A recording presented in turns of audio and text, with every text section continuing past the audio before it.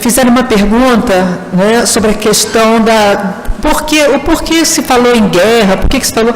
É porque a gente queria e quer contextualizar a época em que Eurípides Barçanufo nasceu e viveu, não é? Aí, mas foi um pouquinho antes, foi porque ele, de qualquer jeito, ele nasceu no século retrasado, em 1880, e acontecia tudo aquilo que a gente comentou, foi até antes da abolição da escravatura, tá? Então, só por isso que a gente fez aquele panorama contextualizando, tá, o momento da vinda do nosso Eurípides. E outras perguntas serão respondidas, dentre elas, aquelas 3 que nós fizemos, né, são os desafios dele. Então, a gente já sabe a questão do espiritismo, que aconteceu, né? Questão do espiritismo, a questão dele não ter ficado no Rio, e é interessante que o Dr. Bezerra já estava no Rio, né? Foi até 1900, mas estava lá no Rio, estava aqui no Rio, aliás, já estava no Rio. E ele fica lá em Sacramento. Nada é por acaso. Isso, um sai e o outro entra, exatamente. Mas aí, de qualquer jeito, não, ele tinha que ser fixado lá em Sacramento. Mas aí você vai explicar por quê, tá bom? Voltamos agora à segunda parte. No final da primeira parte, fizemos um comentário de como Eurípides Barçanufo entrou para o Espiritismo. Fizemos aquela contextualização, falando da questão da própria Constituição, na qual o Espiritismo era considerado crime, a prática, e depois dele se declarar, ou seja, um homem público, um homem de caráter moral, de capacidade intelectual, se declarar ser espírita e criar um grupo espírita. Ele começa a sofrer as consequências, a perseguição por se declarar espírita num país, numa cidade, onde todos eram católicos. E o nosso Rodrigo vai entrar e vai falar agora sobre as consequências da declaração de se tornar espírita.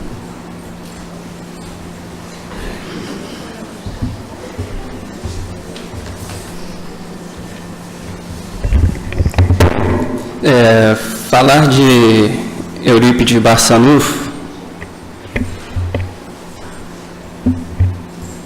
é conhecer um espírito à frente do seu tempo. É conhecer um espírito que viveu para o bem, que viveu para a caridade, que buscou em toda a sua vida exemplificar os ensinos de Jesus. Eurípides Barçanufo tinha como prioridade ajudar as pessoas que estavam à sua volta. Ele desejava que essas pessoas tivessem uma vida melhor, sem sofrimento, com mais paz, com mais amor, sem rebeldia, equívocos, porque na verdade ninguém gosta de sofrer. Então ele buscava multiplicar o seu sentimento.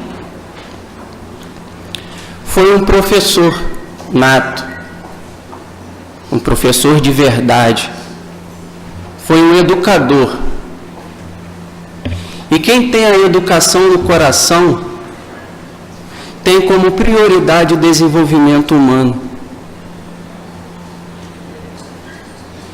Ele se felicitava em perceber, em observar que o outro estava se superando, que o outro estava vencendo dificuldades, que o outro estava crescendo.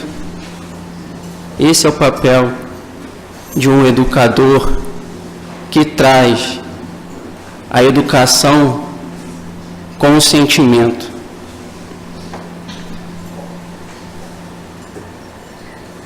E espíritos que ajudam a humanidade a progredir, que ajudam a humanidade a se encaminhar para o bem, são chamados de missionários. E aí eu fui no Livro dos Espíritos, na questão 575, porque ela nos traz e nos ensina como podemos reconhecer que o homem tem realmente a missão na Terra. Como nós podemos identificar um missionário na Terra? E os Espíritos nos responderam que são pelas grandes coisas que realizam, pelo progresso a que conduz os seus semelhantes. Eurípides Barçanufo. E a questão 580, Kardec perguntou: o espírito que encarna para desempenhar uma missão tem o mesmo receio de outros que faz por provação? Os espíritos responderam que não, porque ele tem experiência. Então a gente entende que Eurípides Barçanufo, falando do espírito, estava preparado para a sua tarefa, porque provavelmente encarnações anteriores já vinha buscando o progresso moral, o progresso intelectual, para que na encarnação presente pudesse desempenhar o verdadeiro papel de um educador. E experiência traz confiança. Experiência anula o medo e nos faz progredir com a certeza de que seremos felizes. Mas Jesus, no Evangelho de Mateus, no capítulo 10, versículo 34, nos diz que não penseis que vim trazer a paz sobre a terra. Não vim trazer a paz, mas a espada. Então a luta para um missionário, a luta para um homem de bem, será que eles passam a encarnação do berço ao túmulo a sorrir? E aí eu busquei no próprio Evangelho informações que pudessem nos clarear ainda mais o pensamento sobre um missionário. Então eu achei no capítulo 7, versículo 24 e 25, um conceito de homem prudente, que, ao meu ver, explica bem as características de um missionário. Diz assim: portanto, todo aquele que ouve estas minhas palavras e as pratica, será comparado ao homem prudente, que edificou a sua casa, a sua vida, sobre a rocha, sobre os meus ensinos. Caiu a chuva, vieram as dificuldades, vieram as torrentes, as provas, as expiações, sopraram os ventos, chegaram os desenganos, as traições, precipitaram-se contra aquela vida, e o homem não desabou, pois fora alicerçada sobre a rocha, pois fora alicerçada sobre os meus ensinos. Então a gente compreende com isso que um homem prudente, que um missionário, ele vai encontrar na sua trajetória luta, ele vai encontrar desafios, mas ele tem como base os ensinos de Jesus. Ele se alimenta desses ensinos, porque ele já compreende que serão esses ensinos que o fortalecerão nos momentos de dificuldade. Eurípides Barçanufo é um exemplo de um homem prudente, que se declarou espírita, porque sempre buscou uma fé raciocinada, sempre teve, porque é da sua natureza, uma religiosidade. Mesmo na infância, no catolicismo, sempre teve o contato com Deus, porque religiosidade é da natureza do homem, não está propriamente no catolicismo, no espiritismo ou qualquer outro conhecimento. Está no nosso íntimo de buscar a Deus. Eurípides sempre foi assim, mas ele buscava compreender esses ensinos de todo entendimento, de todo coração, de toda a fé. E a busca pela fé raciocinada levou ao espiritismo. Porque o pensamento cria a vida que desejamos. Ele desejava compreender e foi atraído aos ensinos que clareariam o seu pensamento, o seu entendimento. Mas toda decisão importante nos traz consequências. E é preciso sabermos avaliar o quanto é importante ou não as nossas escolhas. Para Eurípides Barçanufo, se declarar espírita não causava dúvidas, porque ele já tinha certeza dos benefícios que colheria à frente. E nós vamos ver alguns feitos e alguns benefícios dessa escolha.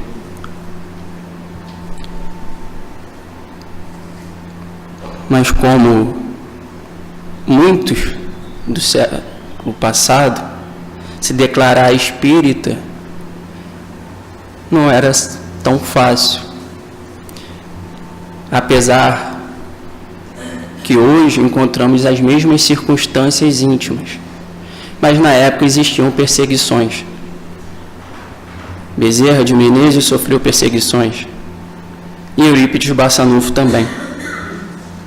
Quando ele se declara espírita, numa cidade católica, sofre todas as consequências de sua escolha. Abandonado pelos amigos, obrigado a fechar o Liceu Sacramento, e veja o que não foi para um professor, para um educador, fechar uma escola, diante da decisão de ser espírita. Não foi fácil. Considerado louco, embora abatido pelas lutas, em momento nenhum perde a fé em Deus e mantém-se firme no propósito de servir a todos aqueles necessitados que ali estavam junto a ele. Vê se nos leva ao Evangelho de Mateus, no capítulo 24, que diz que o homem prudente encontrará dificuldades.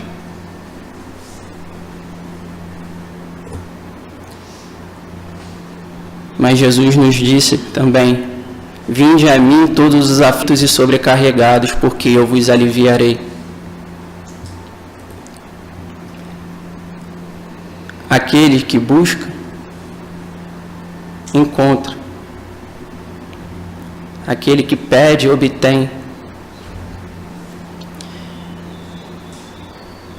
Deus não iria desamparar, não desampara seus filhos, porque ama de forma incondicional a todos. No momento de dificuldade de Eurípides Barçanufo, ele é consolado. Recebe a mensagem de Vicente de Paulo. Aí eu fiquei imaginando ele na situação de muita dor por fechar a escola, por rebeldia, por ofensas, vir a consolação de Deus, permitindo que o seu orientador, Vicente de Paulo, lhe dê palavras de incentivo. Amor divino, paternidade, aconchego, demonstração pura de que não estamos sozinhos.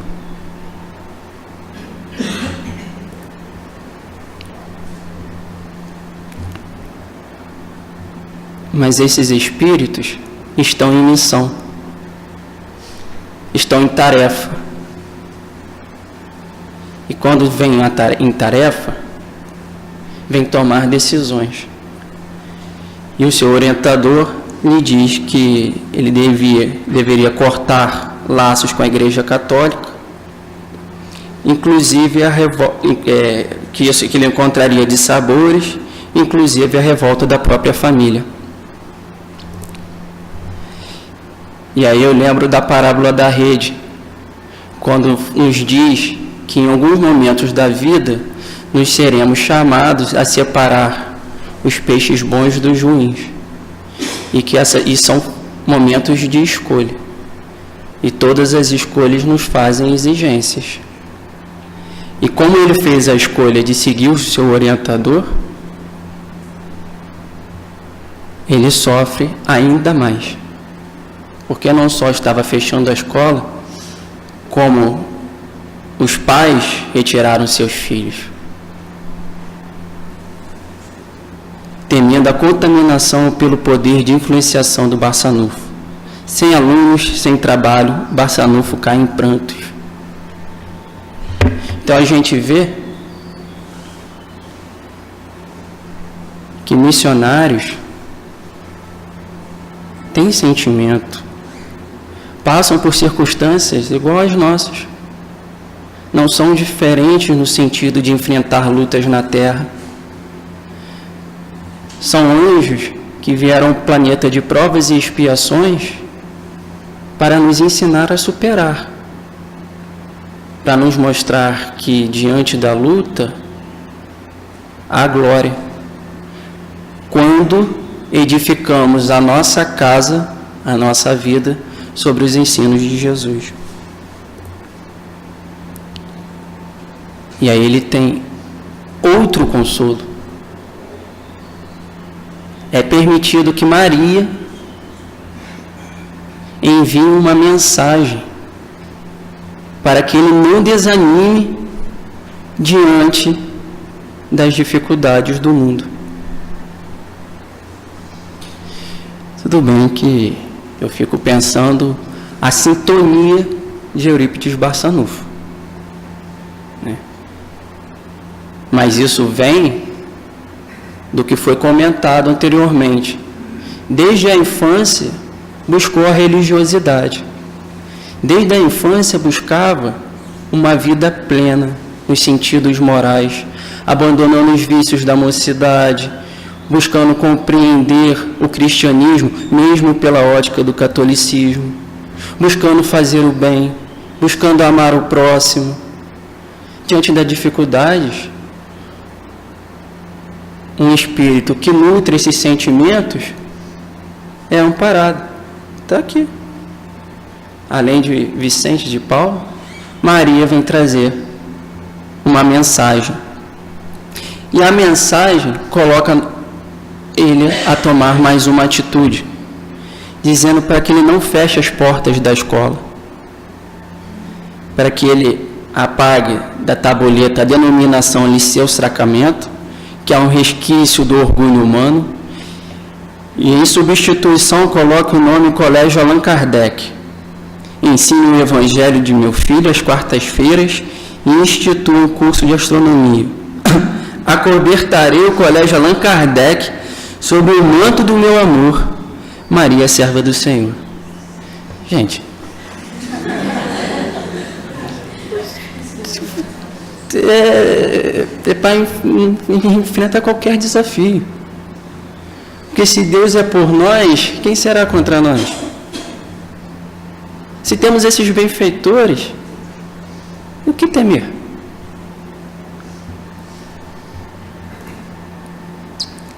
Que retirem os filhos, mas a finalidade salvadora do aprendizado espírita se manterá. Porque diante da rebeldia, a razão não pode cair. É um trabalho coletivo, muito maior que qualquer revolta de pais ou filhos. Eles ali tinham uma compreensão muito à frente do que significaria fechar a escola ou atender aos desejos caprichosos daqueles pais incompreendidos Não. Prevalece a educação, prevalece o Evangelho, porque o Evangelho de Jesus é lei divina, não é promessa que sai da boca de um homem e depois é descumprida. Jesus trouxe leis divinas. E todo aquele que se afasta dessas leis sofre, é infeliz. Então não poderia fechar as portas, porque aqueles que estavam se afastando naquele momento, um dia precisariam retornar ao educandário. O filho pródigo. E se não permanecesse os ensinos de Jesus naquela escola, quem os receberia no momento de dor? Consciência, sintonia com a verdade. E ele permaneceu. E essa foto é do Colégio Allan Kardec, que hoje tem em Sacramento. É essa foto mesmo, né, Léo? Então é bem atual, hein? É essa foto. A primeira instituição de ensino com fundamentos da pedagogia espírita. 2 de abril de 1907. Ministrava o curso normal e o ensino da doutrina espírita. Fiquei até com vontade de estudar nesse colégio. Imagina a gente poder ter a oportunidade de encarnar, estudar numa escola com Eurípides Barçanufo. Vai aprender tudo.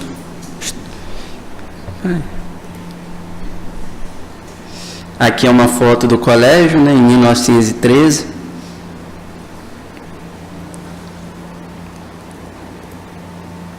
Tornou-se referência no Triângulo Mineiro.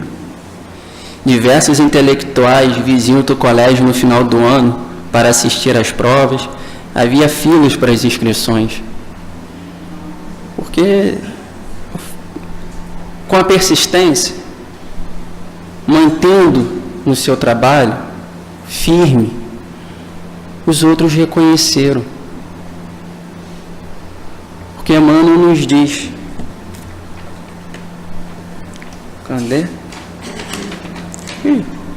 Tá aqui não. Mas ele nos diz que é através das nossas boas obras que outros entrarão nas boas obras. Através do exemplo.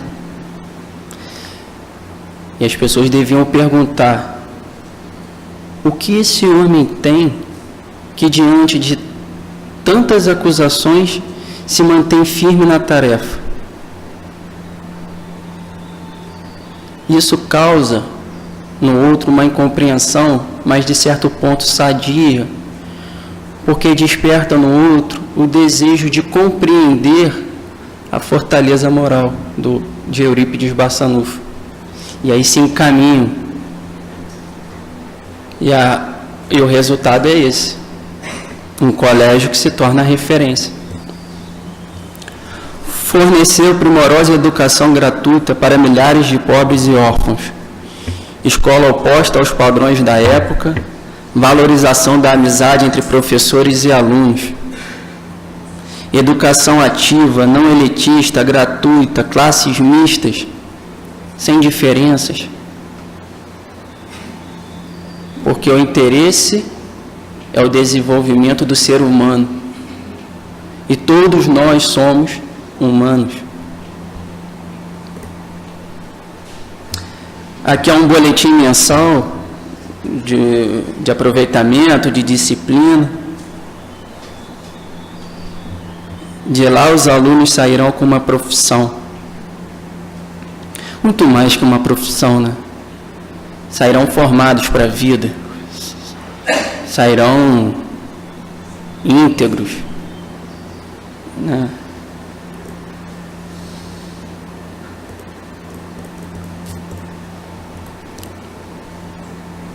Mas tudo que desperta muito interesse, que é exaltado, sempre tem uma outra parte incomodada, desejando manter um poder, desejando manter uma influência.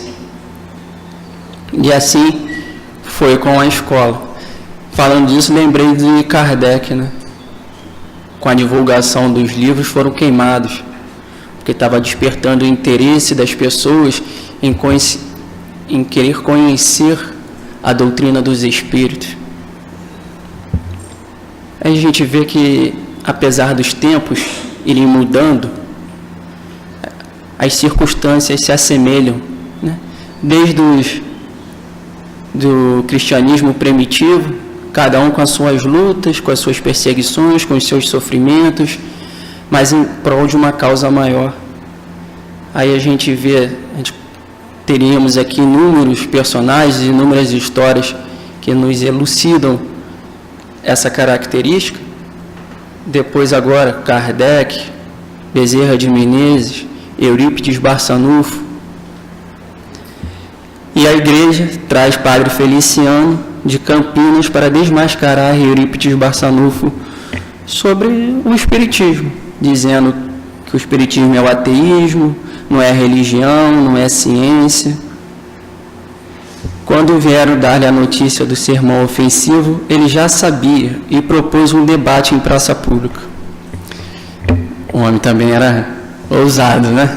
Nossa Senhora. Após a palavra serena, mas esse é olha o bonito aqui. Após a palavra serena, encaminhou-se para o padre e o abraçou fraternalmente. Ele não tinha no padre um inimigo. Ele já entendia que o padre ele não possuía a compreensão mais estendida que ele possuía. Mas não era um inimigo. O padre estava bem intencionado, de acordo com a sua verdade. Ele desejava que Eurípides Barçanufo seguisse o que ele entendia ser o melhor. Só que a doutrina espírita também nos ensina isso, né? A ter sempre cuidado com o fanatismo, né? Sempre pensar, sempre buscar se aprimorar. Kardec nos ensinou isso. Se a ciência provar que o espiritismo em alguma parte está equivocado, a gente deixa aquele que está ultrapassado, aquele ensino, para estar com a verdade. Então estaremos sempre atualizados. Populares exaltaram, carregaram-no em triunfo pelas ruas, apesar de seu íntimo constrangimento. E aqui no dia 28 de 10 de 1913, saiu ovacionado no coreto em frente à matriz de Sacramento, diante de uma plateia de 2.000 pessoas pela cidade.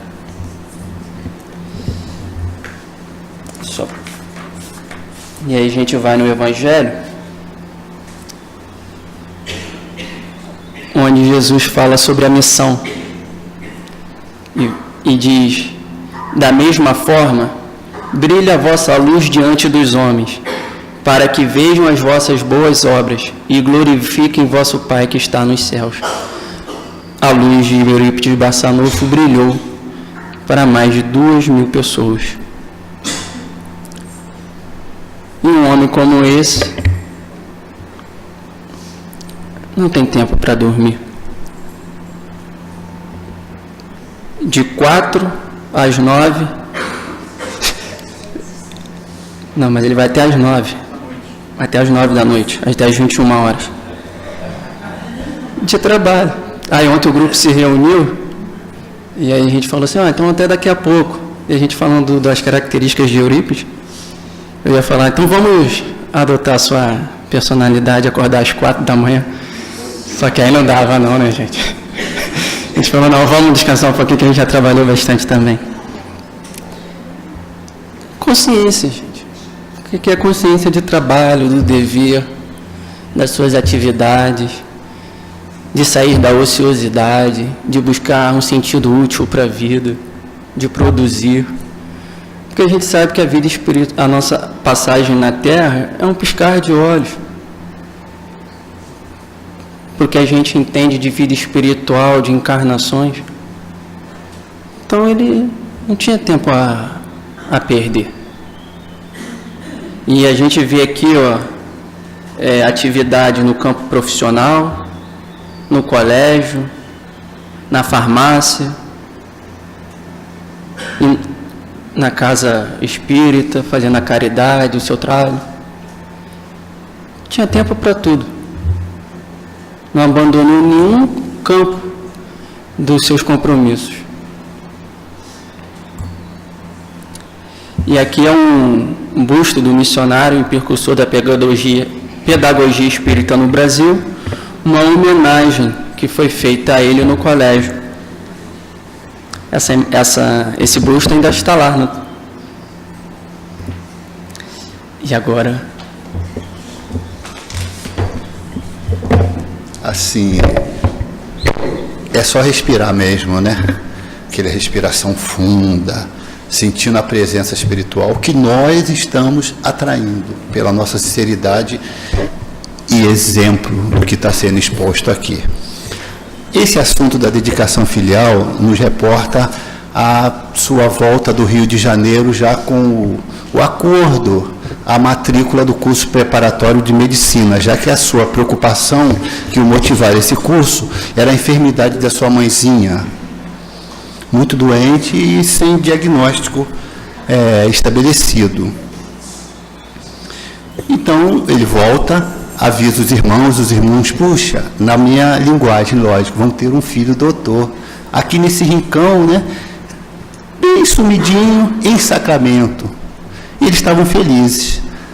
A mãe o ajuda com o enxoval, as malas, para no dia seguinte seguir para o seu tão almejado sonho, e a sua meta era curar a sua mãezinha. Mas na véspera, a sua mãezinha é acometida das crises nervosas. E ele sai disparado ao encontro da sua mãezinha. Cuidou dela, e quando ela melhora, já encontra as malas desfeitas, e ele nunca mais toca neste assunto. É simples a gente abrir mão de nossos sonhos. Ele aceitou porque tinha o consentimento do coração, e se resignou porque tinha o consentimento da razão. Veja que nessa época ele não era espírita, mas, como foi falado aqui, já tinha os alicerces das experiências milenares da conduta do Cristo, como amigo do Cristo que era. Então, era assim o quilate desse espírito que nós estamos homenageando. E, de certo, a espiritualidade ambiente nos envolve, porque estamos respirando nesse instante a espiritualidade.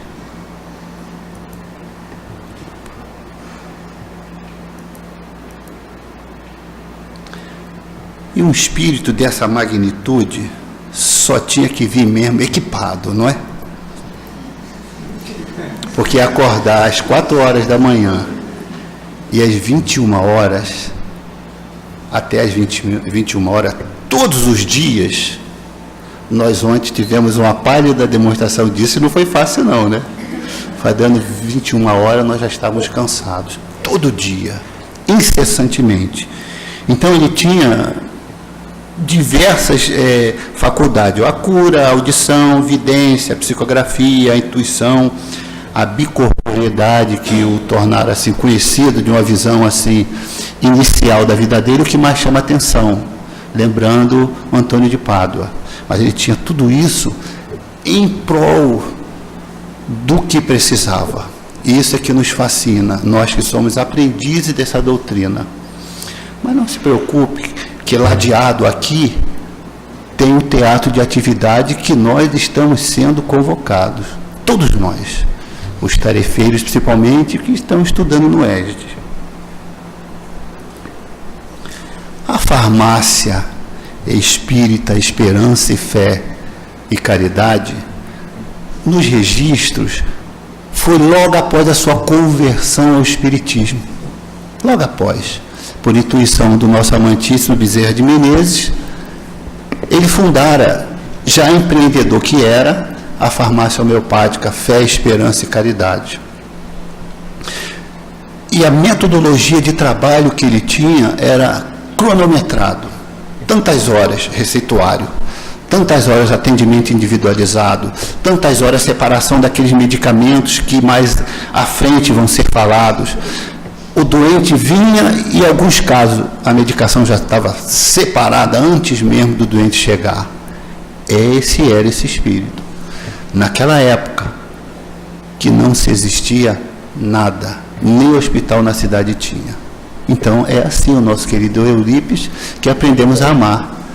Aprendemos mesmo. E quando a gente fala nesse ser, nossa, só nos enche de responsabilidade. Todos nós aqui.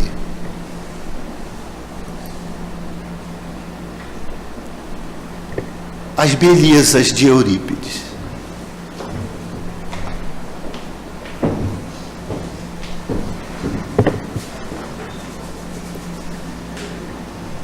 Então, nós vamos citar aqui alguns casos, lindos casos de Eurípides, querendo lembrar que ele contava sempre com o apoio de Dr. Bezerra de Menezes para as curas, para o receituário mediúnico, os partos, os procedimentos cirúrgicos.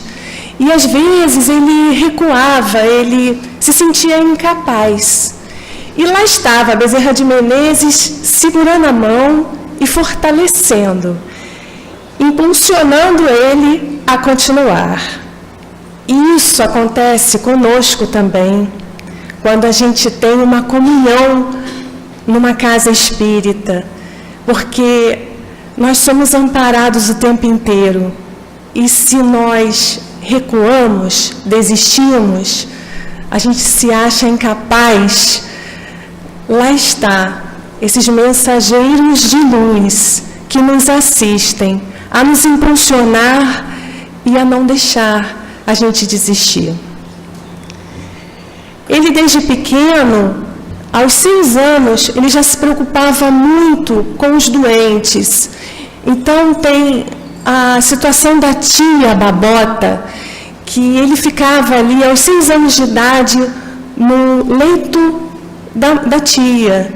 Ele sabia, ele sentia, mesmo uma criança, ele sentia que a tia estava desencarnando. E ele aproveitou e pede para fazer um doce de laranja para a tia, porque ela gostava muito, então ele apressa esse doce. E a tia, ele vai dando as colheres na boca da tia, porque ele sabia que o desenlace estava próximo. E ela se vira a Eurípides e fala: assim como se vive, se morre, e logo vem a falecer. Então, ele com 6 anos, voltado já para esses doentes, necessitados, essa sensibilidade dele, apegado aos animais também. A Isis projetou a ave Mutum, que era a ave dele, né, de estimação. Então, essa sensibilidade toda de Eurípides. Então, nós temos o primeiro caso de cura. O primeiro caso de cura é o caso Carlos. Ao terminar uma reunião na fazenda, ele intuitivamente pergunta ao tio Senhor: tio Senhor, quem é o Carlos? E o tio Senhor responde: olha, o Carlos é um doente, naquela época falava-se leproso, que mora na mata. E ele vive lá isolado. E então ele fala: nós temos que ir à casa desse doente, porque ele não come e não bebe água há 3 dias. E o tio Senhor tenta tirar um pouquinho aquilo. Sim, nós vamos, mas vamos amanhã de manhã, porque já era madrugada. E Eurípides não concorda. O doente tem pressa, né, Leonardo? E então ele fala: não, nós estamos a serviço de Deus. E nós vamos hoje, enfrentar o perigo da mata, os animais, a mata densa, fechada, mas nós vamos chegar lá. E chegando lá, reabastece o doente, a água, a comida, o Evangelho de Jesus, ele tem essa oportunidade, né, de falar sobre o Evangelho, do amor do Cristo. Aquele magnetismo todo de Eurípides e mais um beijo na testa ao sair. E então, quando eles se despedem, lá fora, tio Mariano fala para ele: só um missionário a serviço do Cristo é capaz de beijar um leproso. E assim se dá a cura do Carlos. A cura de sua mãe. Como nós vimos aqui, eles todos católicos, né? E ela, ao entrar na igreja, ela tinha visões, desmaios, era tido como crises nervosas. E ele, um certo tempo, quando ele já tinha abraçado a doutrina, ela vai visitar Eurípides. E ao visitar Eurípides, ela fala: tem um recado do Mojico para você. Queime todos esses livros, porque você vai ficar louco.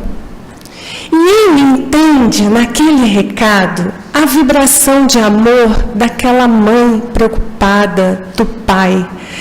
E ele aproveita aquele momento psicológico e ali existe uma troca muito oportuna.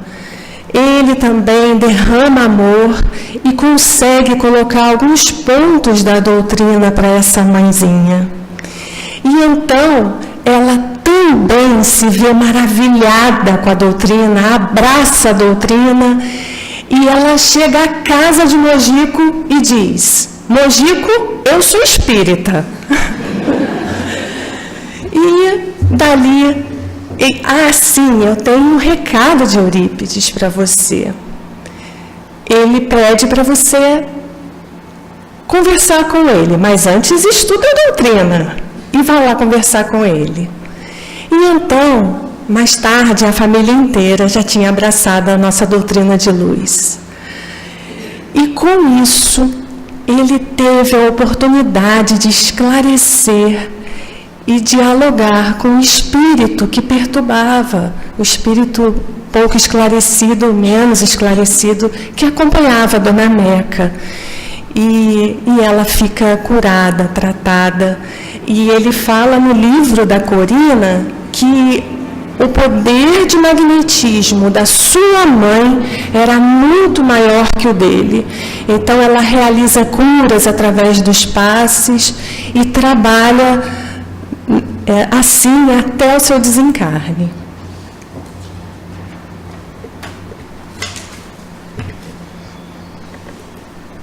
O parto. Como foi falado aqui pelo Ricardo, nós vimos a faculdade mediúnica dele da bicorporeidade ou bilocação. E Allan Kardec nos esclarece essa faculdade na questão 119 do Livro dos Médiuns. Estavam todos na sala de aula e o professor começa a adormecer e ele chegava a cair a cabeça. E então os alunos ficavam num silêncio respeitosíssimo. E até comentavam: o professor já viajou. E quando ele retornava, ele falava para a turma o que tinha acontecido, no que ele tinha trabalhado. E ele retorna e fala: acabei de fazer um parto dificílimo, mas a mãe e a criança passam muito bem. O pai está vindo aí, desesperado. E vocês se levantem e vamos receber esse paizinho. E logo depois, a porta, né? Batem a porta e ele: pois não.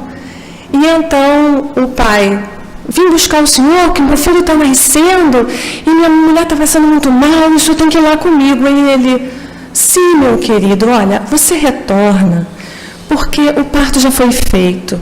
A sua mulher passa bem, o seu filho está ótimo, está tudo tranquilo. Não, senhor.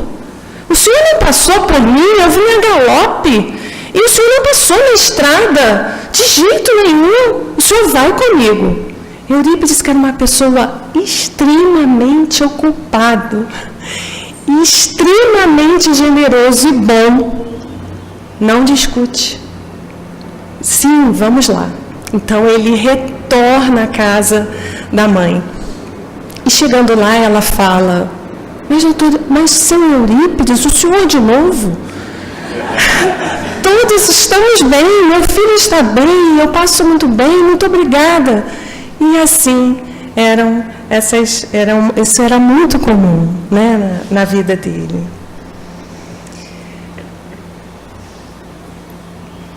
O caso Joana era uma menina de apenas 10 anos. A mãezinha dela tinha uma dor muito grave na face, já tinha gasto dinheiro com as medicações, o médico da região, e nada curava a dor da mãe. Então ela chama a Joana e fala: vai até a escola e peça um remédio ao professor. E lá vai Joana correndo, ofegante. Quando ele avista a menina, ele a chama: vem. Aí ela chega e conta. No que ela está contando o caso, ele coloca a mão direita no ombro direito da menina e espera ela terminar. Quando ela termina, ele fala: volte para casa, minha filha. É você quem vai curar a sua mãezinha. Aplique um passe nela. E a Joana vai com aquela informação para a família. Quando ela chega, o pai espírita auxilia na administração do passe e a avó entra, faz uma prece. E essa mãezinha fica tratada, a dor cessa e, na verdade, era um foco dentário que foi removido. O donatista é um caso muito especial. Ele é assim chamado porque pertencia ao grupo dos donatas. Os donatas eram os bispos que se afastaram da Igreja Romana, se diziam ateístas, eles perseguiam e eram perseguidos. Então, na reunião mediúnica, por volta de 1912, 1913, esse espírito estava presente em quase todas as reuniões mediúnicas, por 2 a 3 anos. Então, é um caso de perseverança do nosso Eurípides, um caso muito bonito de amor, de perseverança. Porque, de um lado, a gente tinha a lógica ateísta de um espírito muito oculto, porém com a maldade muito cristalizada. E, do outro lado, o escudo sereno da humildade, com argumentações racionais, sim, mas pontilhadas pelo amor e luminosidade do nosso professor.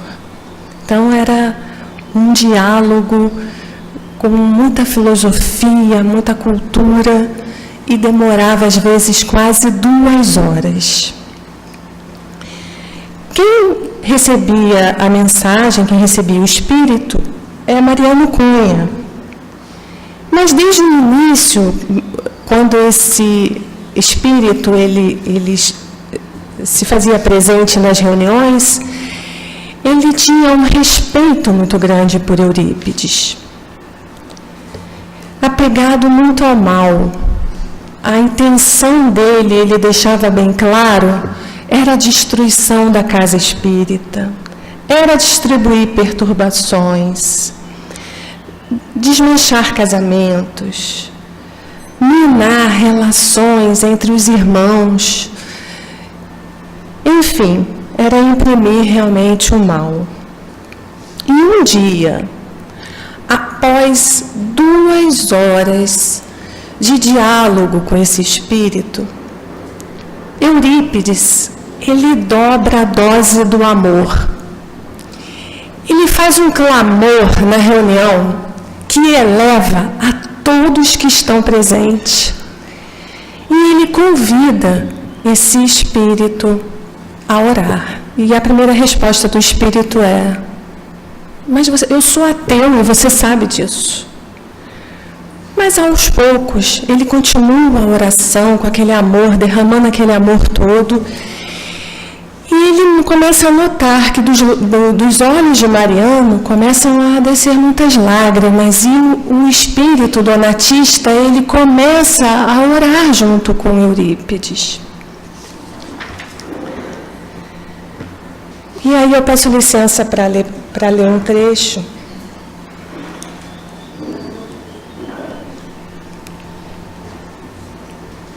Mestre, fui vencido. Estou vencido pelo poder do amor que jorra da sua alma. Tenho penetrado em centros espíritas em toda parte. Tenho discutido com muitos presidentes cultos e nunca fui vencido.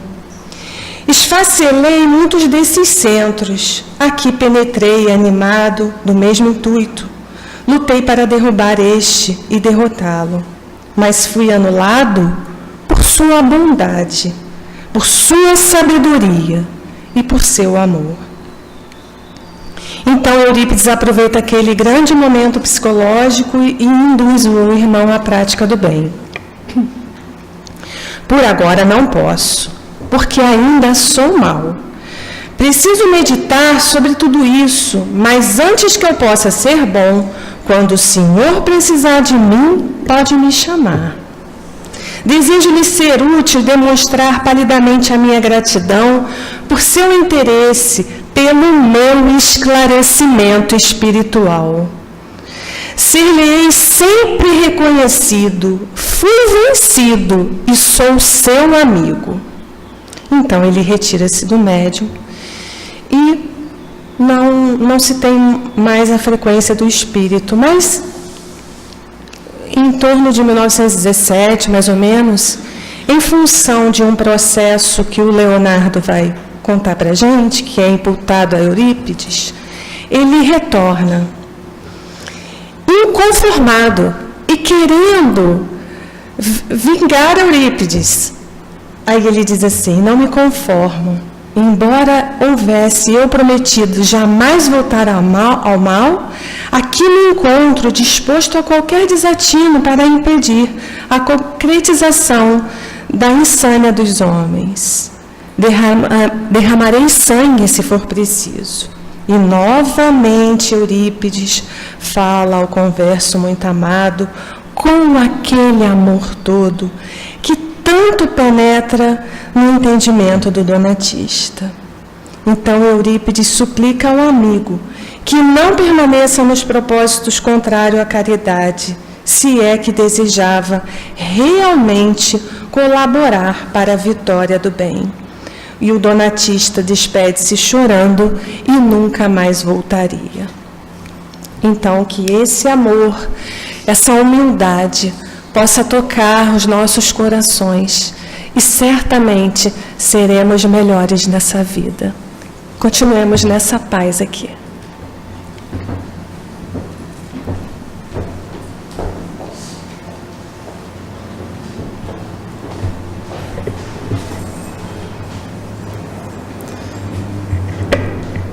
Dando seguimento aos lindos casos de Eurípides, vamos encerrar com esse caso que eu intitulei A Doença Não Espera. Dona Amália, sua secretária, afirmava que muitas pessoas, quando vinham pessoalmente buscar ajuda, já encontravam o remédio pronto nas mãos de Eurípides. Ele dizia: vá depressa, meu amigo, a doença não espera. Uma mulher à beira da morte pediu ao marido que buscasse ajuda com ele. O marido levou então um vidro vazio aonde seria depositado o remédio. Só que no caminho, ao chegar no primeiro ponto de venda, o marido bebeu um pouco e adormeceu. Ao voltar para casa, passou por um córrego, onde a água estava um pouco turva por haver chovido. O marido lembrou então que tinha ido buscar o remédio e encheu o vidro com a água do rio. Chegando à casa, falou para a esposa que Eurípides havia pedido para que ela tomasse o remédio de 2 em 2 horas.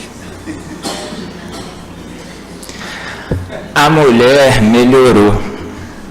Quando o remédio, entre aspas, terminou, a mulher pediu que o marido buscasse mais.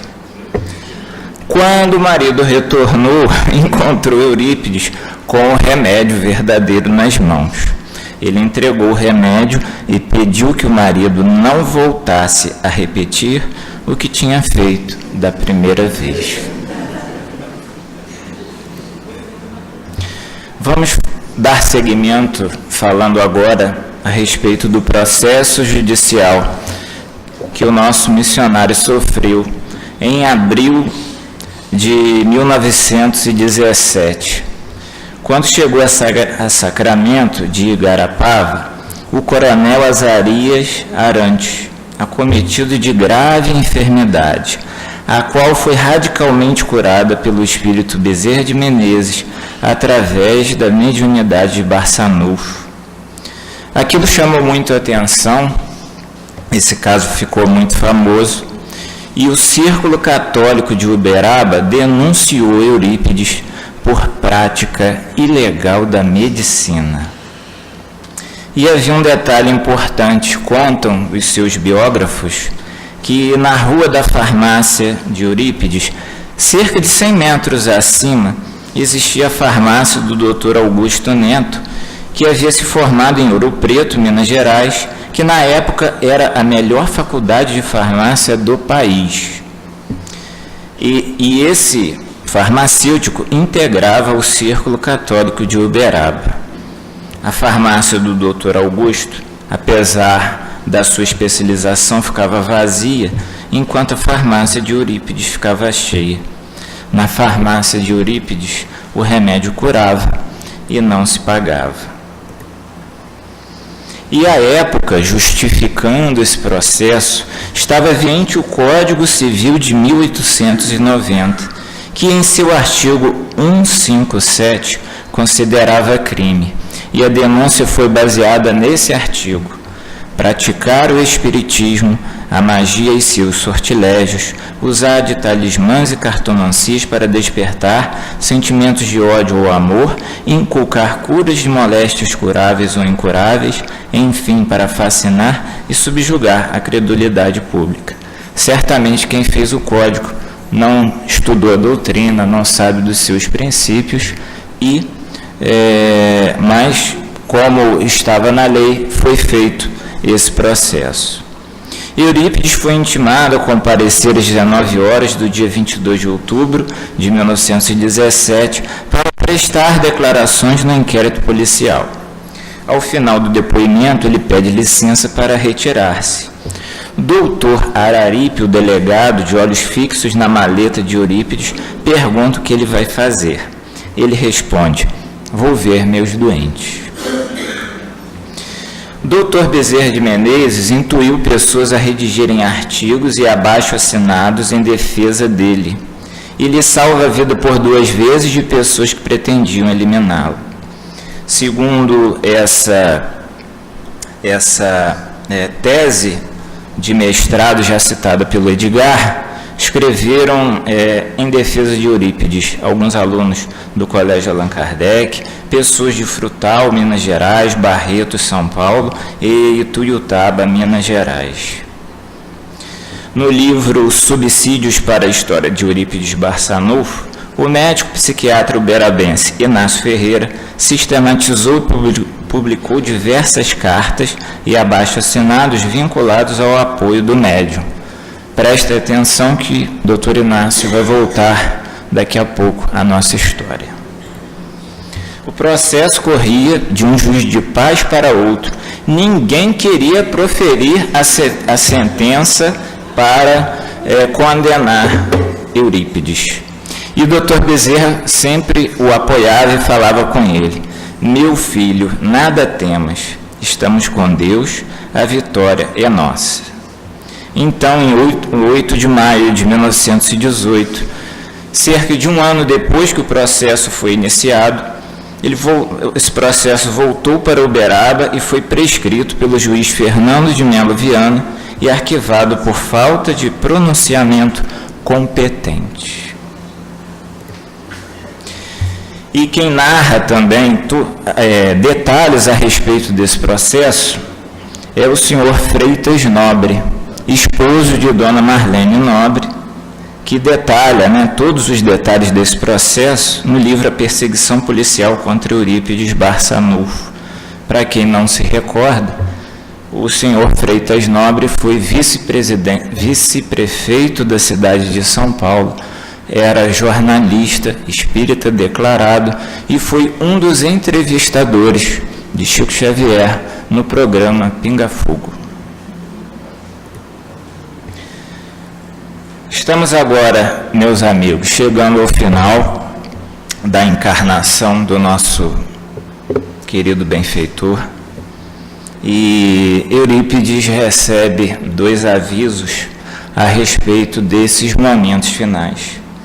Em 25 de abril de 1918, ele sofreu um desdobramento acompanhado pelo seu orientador espiritual, Vicente de Paulo, e que foi registrado naquele momento que acontecia por Dona Amália, sua secretária.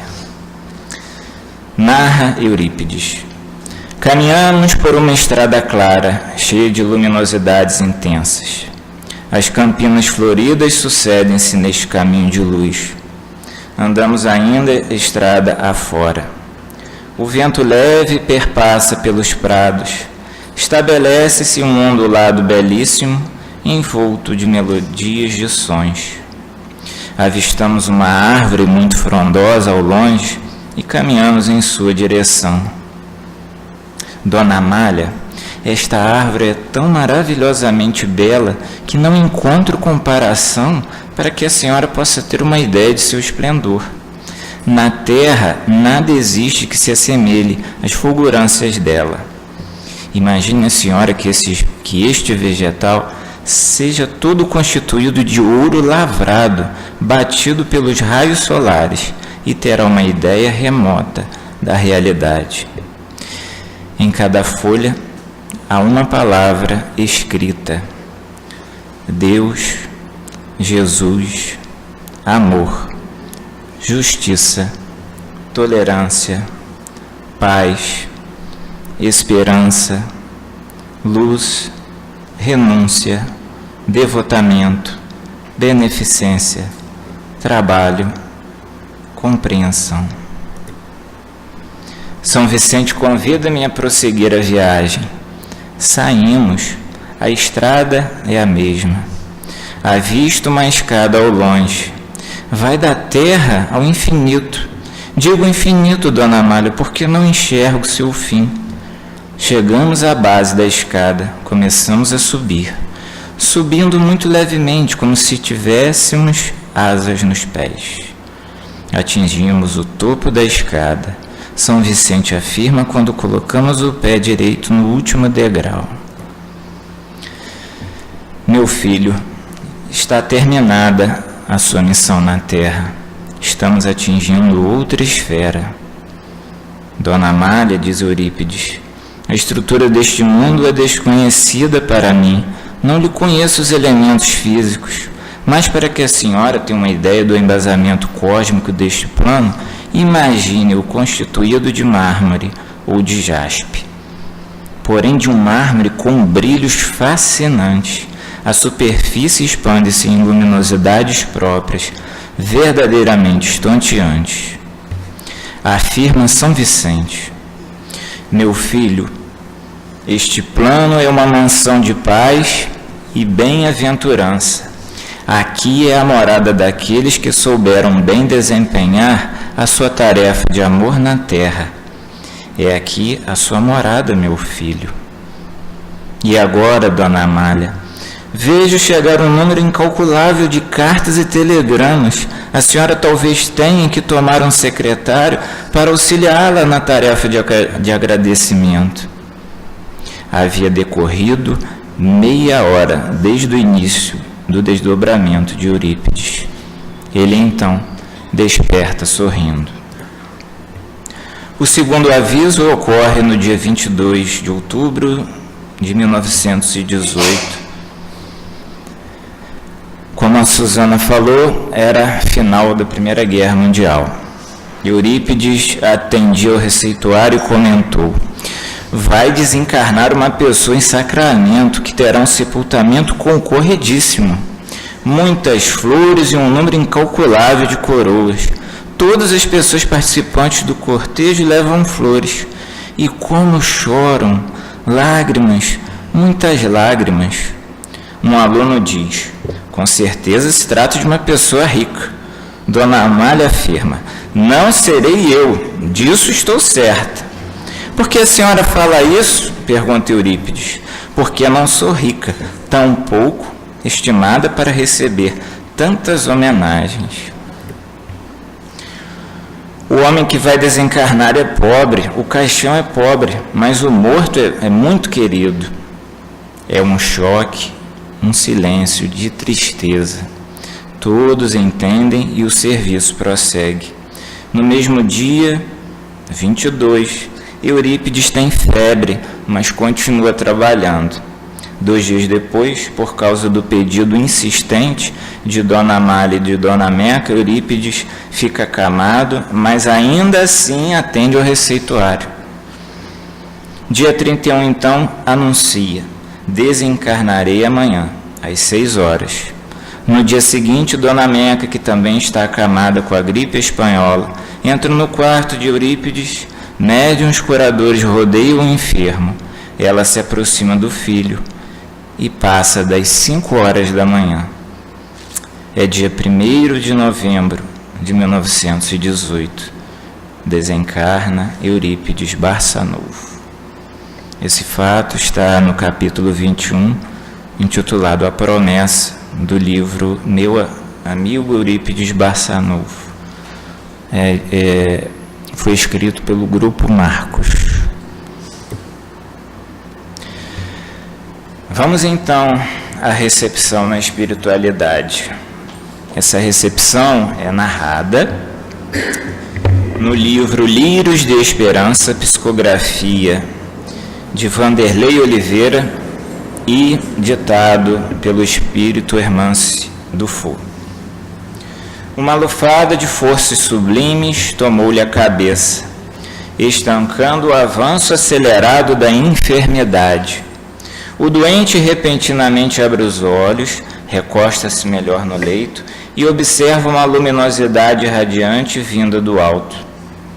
Mesmo abatido, emociona-se às lágrimas. Uma suave cantiga de sua predileção brota-lhe na mente. As imagens inesquecíveis do coral entoando melodias. Recordava a inauguração do Colégio Allan Kardec. Sentia-se transportado ao vitorioso dia em que abriu aos caminhos humanos um significado novo para o ato de educar. Dilatava-se a visão. Um vulto feminino desenhava-se em meio ao clarão das energias refazentes. Vestida com trajes típicos da era cristã primitiva, uma judia de olhos fulgurantes apresenta-se com ternura e serenidade. Eurípides, servo do Cristo, sabes quem sou?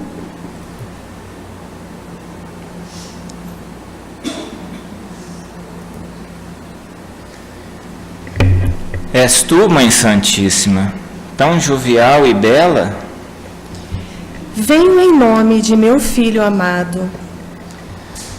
Maria, Maria.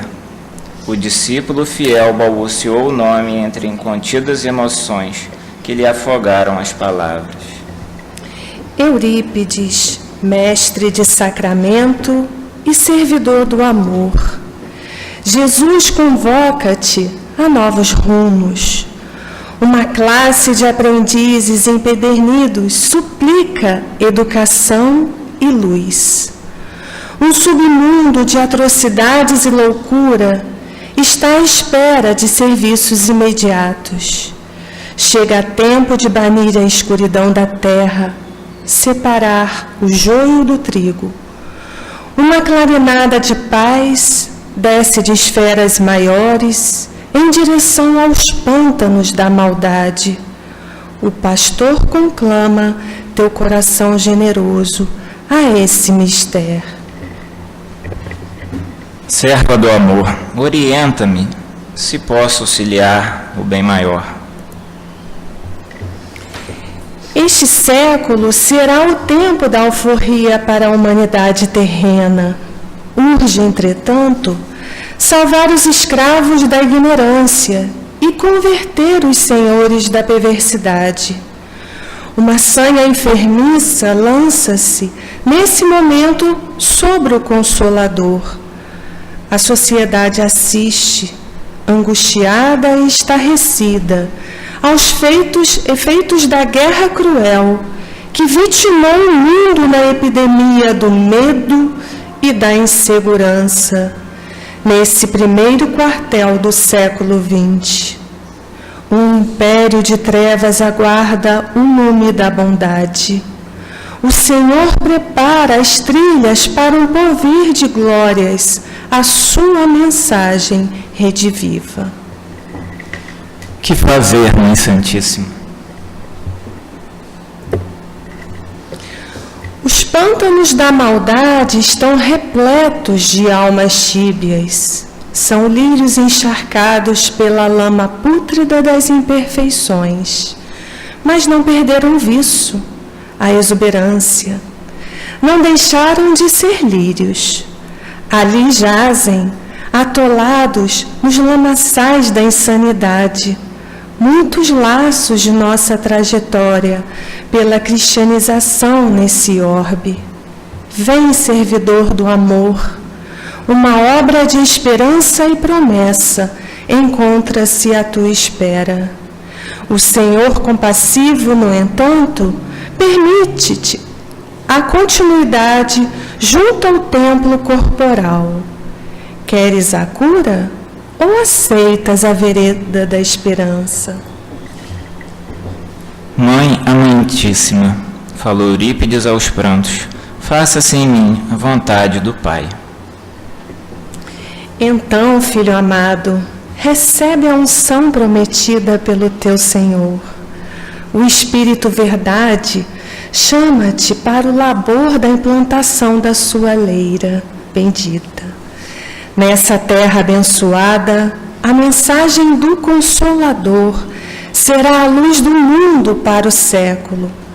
Auxilia, meu filho, na tarefa redentora do transporte da árvore do Evangelho. Estruge um grito de pavor e remorso nas grutas da sordidez. Quais meninos atormentados suplicam socorro e alívio ante as bravatas de sangue e dor. Mensageira bendita, quem são os sofredores a que te referes? Nos abismos encontram-se os lírios de Deus, aqueles que amam a mensagem do Cristo, todavia não souberam honrá-la. Inúmeras almas rebeldes que amam ao Cristo, uma nação de exilados que o tempo não converteu. São lírios de esperança em pleno pântano de egoísmo. Olhai pelos lírios, meu filho. Jesus te chama para erguer-lhe abrigo acolhedor e oferecer-lhes descanso e elevação. Por quem o Senhor chorou naquela noite de abençoado encontro contigo? Lembra-te? Sim, digna serva. Jesus chorou pelos que lhe conhecem os ensinos e não os vivenciam na atitude. Esses serão teus novos filhos. Doravante, serás o apóstolo da esperança. Darás conforto educativo aos cristãos de todos os tempos que foram atingidos pelo encanto da negligência e pela tirania da ilusão. As ovelhas perdidas de Israel serão teus novos alunos. Ensina-lhes a pedagogia do amor. Restitui-lhes a herança divina de filhos de Deus.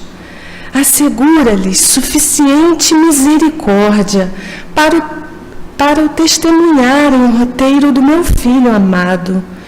Meus discípulos serão conhecidos por muito me amarem. Todos ainda vão florir, serão lírios nos campos da vitória, vão embelezar os destinos da humanidade.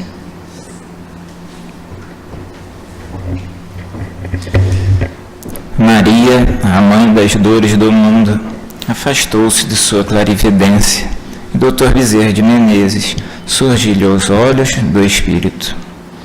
Não contendo mais as emoções, chorou como criança, sem dizer palavra. O velho paladino do Cristo estendeu-lhe os braços. Um abraço amoroso e com incomparável leveza e naturalidade. Barçanufo desprendeu-se do corpo, como se deixasse uma veste de panos. Em 30 de abril de 1950, Francisco Cândido Xavier recebe dele uma psicografia. Em certo trecho, ele diz: a nossa marcha continua e, como sempre, irmãos meus, confirmo a promessa de seguir convosco até a suprema vitória espiritual. Essa foi a desencarnação do nosso benfeitor. E nesse livro, Tormentos da Obsessão, ditado por Manuel Filomeno de Miranda e psicografado por Divaldo Franco, Dr. Inácio Ferreira, lembram dele? Que atualmente é um dos diretores do Sanatório Esperança, fundado por Eurípides, descreve no 2º capítulo deste livro como foi feito o trabalho de fundação desse hospital espiritual. E ele diz que esse santuário fundado por Eurípides é dedicado atualmente à saúde mental. Narra então o Dr. Inácio: quando ainda reencarnado, Eurípides Barçanufo, em razão das suas admiráveis faculdades mediúnicas e de sua força moral, dedicou-se a atender os portadores de alienação mental, psiquiátrica e obsessiva, erguendo um hospital na cidade em que nascera para socorrê-los. Realmente não foi um hospital físico, mas todo aquele trabalho que ele realizou quando encarnado pode ser, sim, considerado um hospital. Conseguiu fazer com que muitos enfermos reconquistassem o equilíbrio. Após sua desencarnação, acompanhou muitos daqueles que lhe receberam um concurso, neles constatando o estado deplorável em que retornavam à pátria, vencidos por perseguidores cruéis que os obsediavam ou vitimados por ideoplastias terríveis, derivadas dos atos a que se integraram, enlouquecendo de vergonha, de dor e desespero após o portal do túmulo. O missionário compadecido buscou o apoio dos benfeitores de mais alto para que conduzissem a Jesus uma proposta sua, caracterizada pelo interesse da edificação desse hospital espiritual, que seria especializado no tratamento da loucura para aqueles em desequilíbrio após o desencarne, e uma escola viva e laboratório para a preparação das suas reencarnações futuras em um estado menos doloroso e com possibilidades mais seguras de recuperação. E nesse hospital, meus amigos, o amor e a paciência seriam os dois principais integrantes para aqueles que lá trabalham no tratamento a esses irmãos ainda em desequilíbrio. E a gente encerra esse momento com uma frase de Eurípides, em que ele diz que o amor é tudo que temos, o único caminho pelo qual um pode ajudar o outro. Depois de todos esses detalhes a respeito da vida e obra desse querido benfeitor espiritual e analisando as nossas vidas, temos a certeza de que a nossa vida após a morte será o retrato de tudo aquilo que fizermos quando ainda estamos encarnados. A nossa instituição atualmente possui 3 unidades: semear, florescer e frutificar. Estamos semeando, alguns detalhes, algumas obras durante a nossa encarnação. Já vemos florescer algumas delas, mas a frutificação será, certamente, após o nosso desenlace do corpo físico.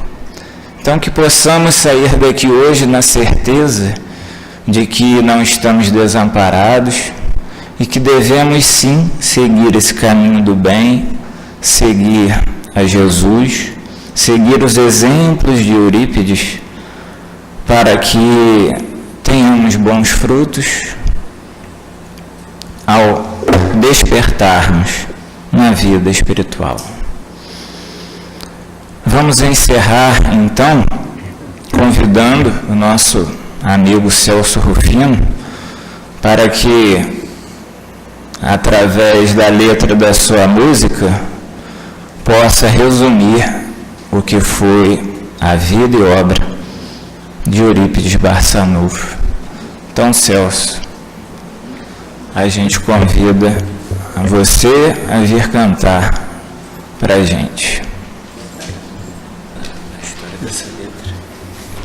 Quando me perguntaram nos finais de 2006 se eu tinha alguma música sobre Eurípides, uma criatura muito ardorosa do Dr. Eurípides, que é a Vania da Hungria, eu nunca havia pensado em música para uma criatura como Eurípides, que é uma dificuldade muito grande, porque essas músicas são todas inspiradas, então todas as que têm vindo assim, por inspiração, e para mim é muito difícil falar sobre Eurípides Barçanufo. Tinha lido sobre a vida dele, tudo, me encantei muito quem não se encantaria, né, com a vida de Eurípides, mas que jamais havia pensado nisso. Aí ela falou assim, mas lá nos seus momentos de tranquilidade, tudo isso, tenta fazer alguma coisa. Eu falei, olha, isso aí para mim, toda vez que a gente vai falar sobre uma criatura como Chico Xavier, como Eurípides, Dr. Bezerra e tantos outros, ou nós vamos relativizar o absoluto, ou vamos absolutizar o relativo, porque muita coisa vai ficar sem dizer, e é muita dificuldade. Mas tenta fazer. Então, isso foi em 2006. Aí, quando foi no dia 21 de fevereiro de 2007, quer dizer, tem 10 anos, aí veio essa pálida homenagem sobre Eurípides, que nós demos o título de Sacramento. Essa música será então a nossa prece final, e na foto, né, do slide está a Gruta dos Palhares, que era o local preferido de meditação de Eurípides em Sacramento. Então esse é Dó. Não,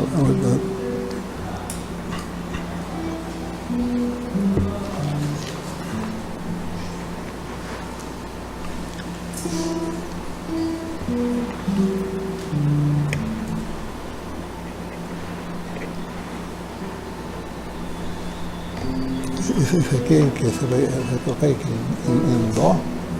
É. Dó maior.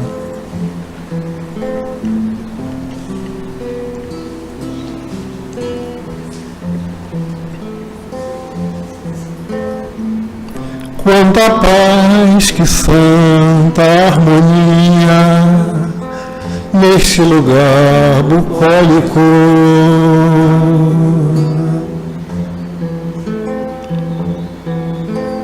Onde eu respiro alegria e não me sinto melancólico.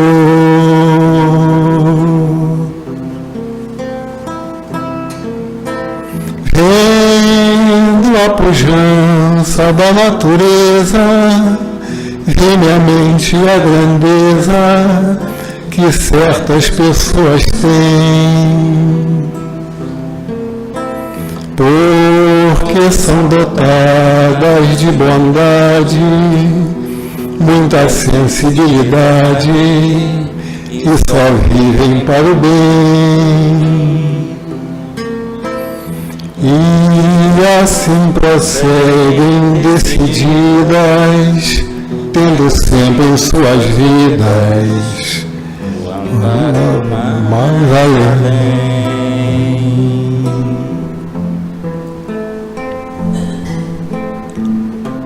Nestas plagas ontem habitava um amigo de Jesus,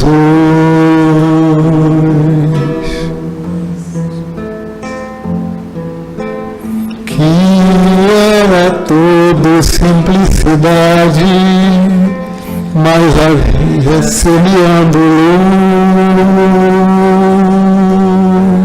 luz para combater a ignorância, a intolerância, filhas da cegueira espiritual. Reencarnou aqui em sacramento, enfrentando o tormento de quem se vincula ao mal. Mas com sua fé seguiu em frente, servindo e amando a toda a gente com ternura paternal. Sacramento, Eurípides para sempre te amará, estejas certo. O doutor Barçanufo é um coração aberto que traz a chama que jamais se apagará.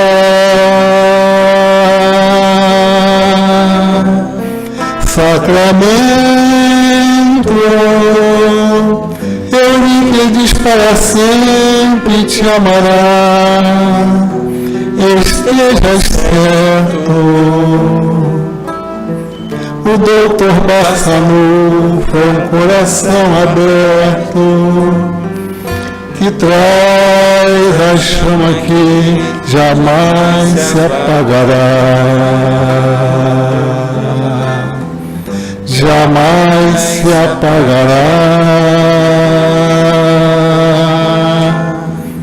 Jamais se apagará.